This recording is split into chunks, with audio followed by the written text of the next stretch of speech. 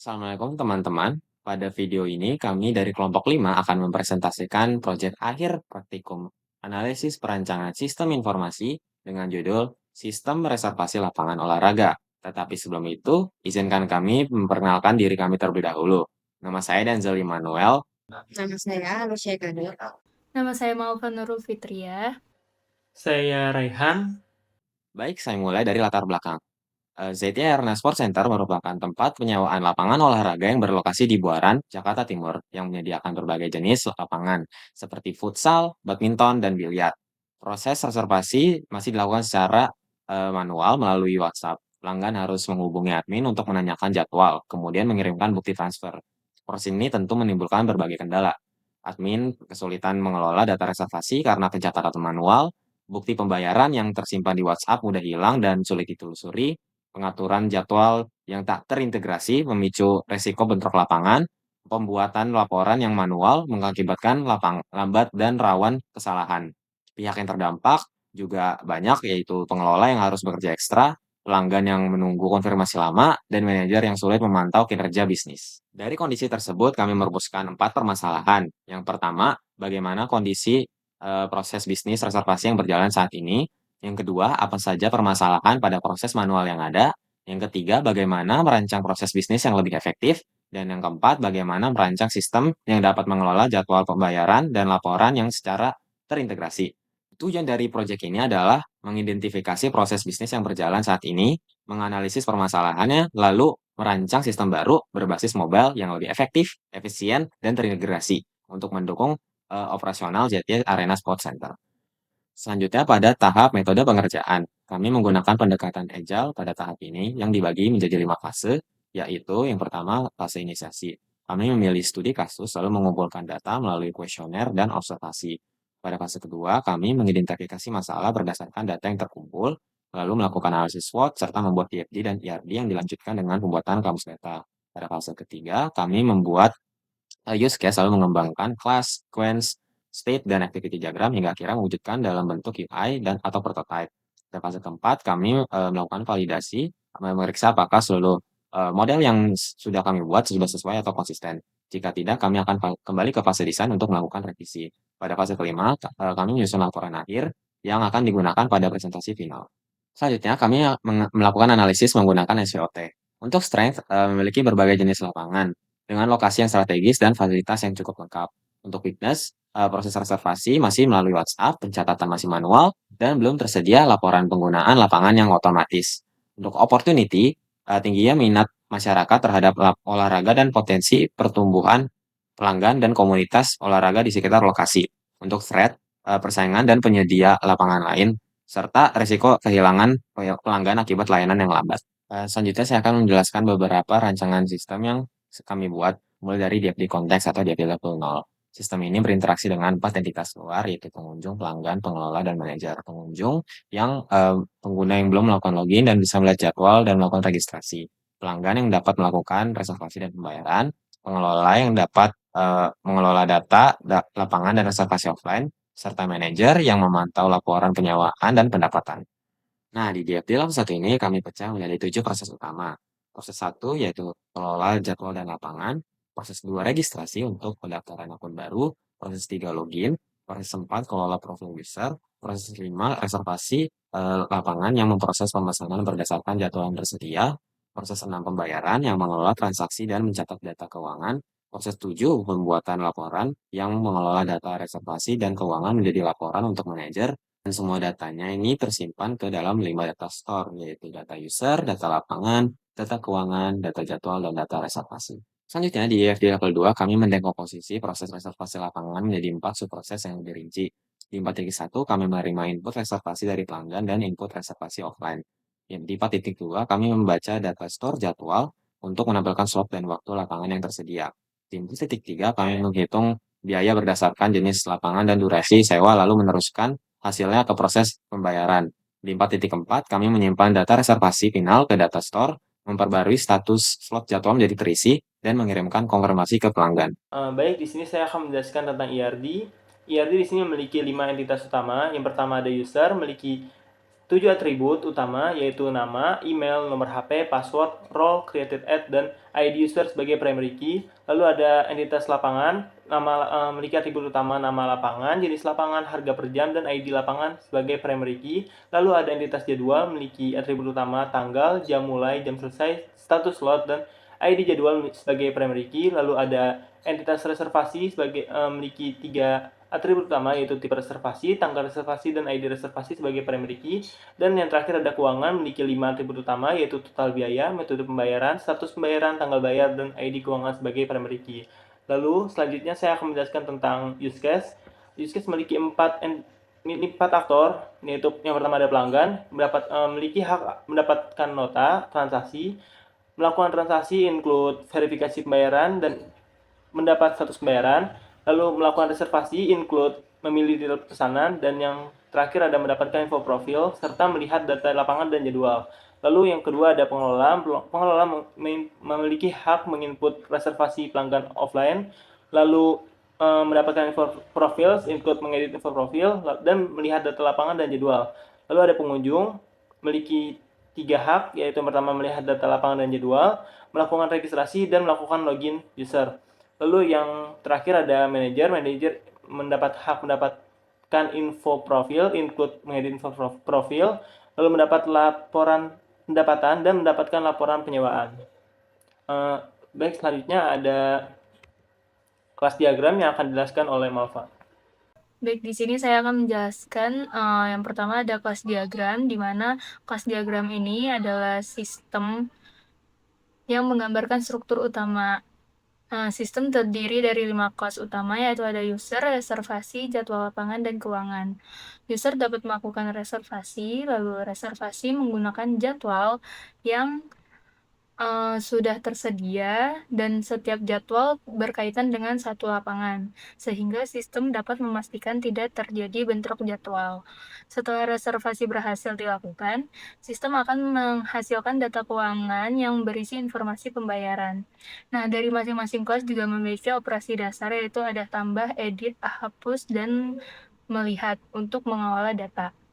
Selanjutnya ada state diagram yang digunakan untuk menunjukkan perubahan status pembayaran, yang dimana proses dimulai ketika pelanggan mengajukan reservasi, sehingga sistem menghitung total biaya dan status menjadi menunggu pembayaran. Selanjutnya, sistem melakukan verifikasi pembayaran. Jika pembayaran valid, status berubah menjadi pembayaran berhasil.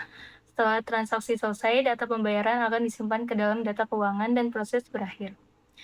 Selanjutnya di sini ada sequence. Yang pertama ada sequence diagram untuk registrasi, yang dimana pengunjung mengisi formulir registrasi, kemudian data dikirim ke sistem untuk divalidasi. Jika data valid, sistem menyimpan akun ke database dan menampilkan pesan registrasi berhasil. Namun jika data tidak valid atau email sudah terdaftar, sistem akan menampilkan pesan kesalahan agar pengguna dapat memperbaiki data yang dimasukkan. Yang kedua, ada sequence diagram untuk login, di mana pengguna memasukkan email atau username beserta password, lalu sistem akan memvalidasi data dan mencocokkannya dengan database. Apabila data sesuai, sistem membuat sesi login dan menampilkan dashboard pengguna. Sebaliknya, jika akun tidak ditemukan atau password salah, sistem akan menampilkan pesan login gagal.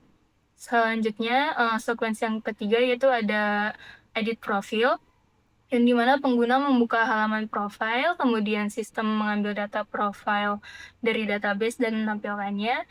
Setelah pengguna melakukan perubahan, data akan divalidasi terlebih dahulu. Jika valid, sistem memperbarui data di database dan menampilkan informasi profil terbaru. Jika tidak valid, maka sistem akan memberikan pesan error. Yang keempat yaitu ada sequence untuk reservasi. Di sini pelanggan memilih jadwal dan mengisi detail reservasi melalui form. Data kemudian diproses oleh sistem dan dilanjutkan ke proses pembayaran. Sistem melakukan verifikasi pembayaran. Jika pembayaran berhasil, status reservasi diperbarui menjadi berhasil. Lalu sistem mengirimkan konfirmasi pembayaran serta menyimpan status transaksi ke database. Yang terakhir yaitu ada sequence untuk melihat laporan, yang dimana Usernya itu adalah manajer yang dia bisa memilih jenis dan periode laporan yang ingin ditampilkan. Di sini terdapat 2 laporan, yaitu ada laporan penyewaan dan laporan pendapatan. Jadi sistem akan mengambil data reservasi dan data keuangan dari database, kemudian mengolahnya menjadi laporan. Jika data tersedia, laporan pendapatan dan penyewaan akan ditampilkan. Namun apabila tidak ada data pada periode yang dipilih, sistem akan menampilkan informasi bahwa laporan tidak ditemukan. Baik, selanjutnya adalah penjelasan untuk activity diagram yang akan dijelaskan oleh Raihan. Baik, di sini saya akan menjelaskan tentang activity diagram. Yang pertama ada proses registrasi. Pengunjung memulai buka halaman registrasi, lalu menginput data registrasi, nama, email, serta password. Lalu sistem akan menerima dan validasi data registrasi. Lalu ada decision format data valid. Dan cek duplikat email. Jika valid akan menuju decision email sudah terdaftar. Jika tidak, akan menampilkan pesan error valid kepada pengunjung. Lalu pada decision email sudah terdaftar, jika tidak akan menyimpan akun user baru. Jika sudah terdaftar, akan menampilkan notifikasi email sudah terdaftar. Lalu setelah simpan akun user baru, akan menampilkan pesan registrasi masuk. Lalu pengunjung akan menerima konfirmasi akun berhasil dibuat dan selesai. Lalu yang kedua ada activity proses login. Pengunjung membuka halaman login, lalu input email atau username dan password. Lalu sistem akan menerima dan cek kredensial login. Lalu database akan mencocokkan data email dan password. Lalu ada decision kredensial valid. Jika valid akan menampilkan akan cek role atau hak akses user, pelanggan, pengelola, ataupun manajer. Jika tidak, akan menampilkan pesan login user. Lalu ada setelah valid akan buat session dan diarahkan ke dashboard sesuai role. Lalu mengunya masuk ke halaman utama atau dashboard. Lalu selanjutnya ada proses edit profil. Pelanggan atau pengelola atau manajer akan membuka halaman edit profil, info profil. Lalu sistem akan menampilkan data profil yang diambil dari database. Lalu user akan mengklik tombol edit profil, lalu input data profil baru, lalu validasi data valid, dan ada decision data valid. Jika valid akan mengupdate data user di database. Jika tidak valid akan menampilkan pesan error. Lalu sistem akan konfirmasi update berhasil, serta user akan menerima dan melihat profil yang sudah diperbarui. Lalu ada proses reservasi lapangan. Pelanggan atau pengelola akan login, lalu input data reservasi, lalu ada pilih jadwal lapangan, lalu sistem akan konfirmasi dan buat data reservasi, dan akan menyimpan data reservasi ke dalam database.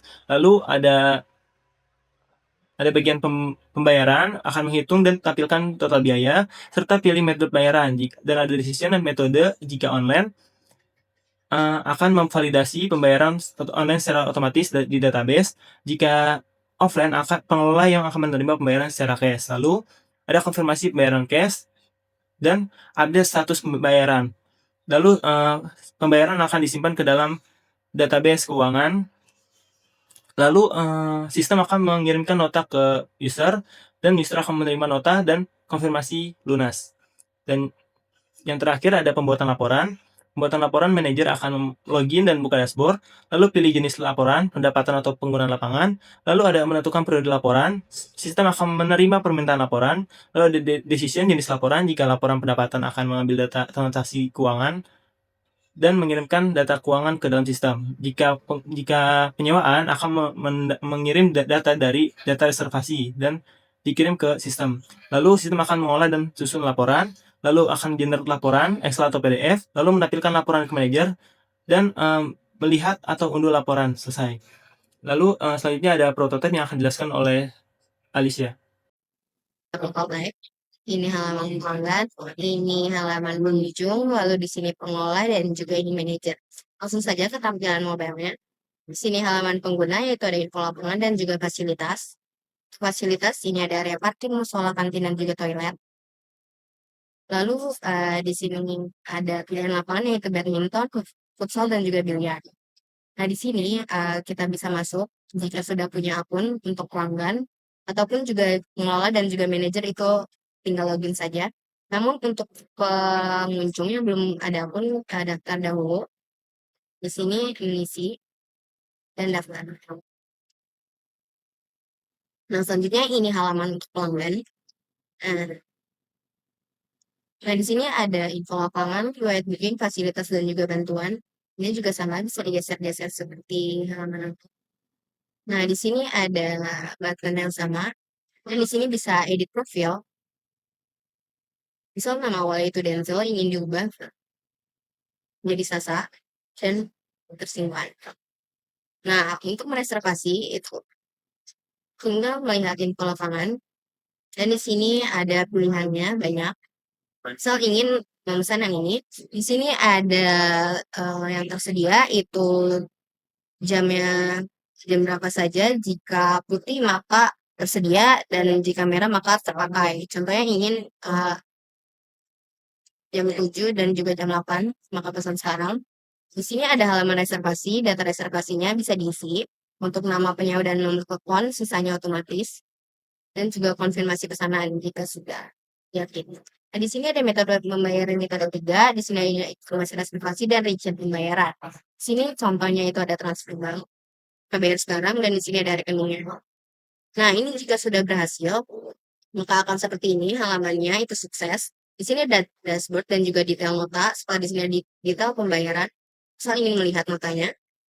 Nah, notanya akan seperti ini dan bisa diekspor PDF ataupun Excel. Dan untuk kembali, chat ini dan ke dashboard. Lalu selanjutnya itu ada riwayat booking. Nah, di sini bisa dilihat booking-booking sebelumnya. Di sini bisa dilihat periodenya.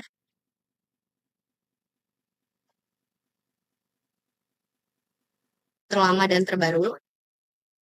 Lalu kembali. Nah, untuk mengelola sama dashboardnya seperti ini kurang lebih. Nah, di sini untuk admin juga bisa merubah profile.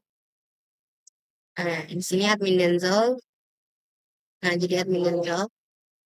Nah, di sini admin juga bisa mereservasi untuk pelanggan ataupun pengunjung yang offline. Nah, di sini sama juga dan sales kakak. Nah, di sini sama juga nama penyewa dan nomor telepon saja yang bisa diisi, sisanya otomatis konfirmasi pesanan. Nah, perbedaannya itu ada di data pembayaran. Di sini metode pembayarannya hanya tunai.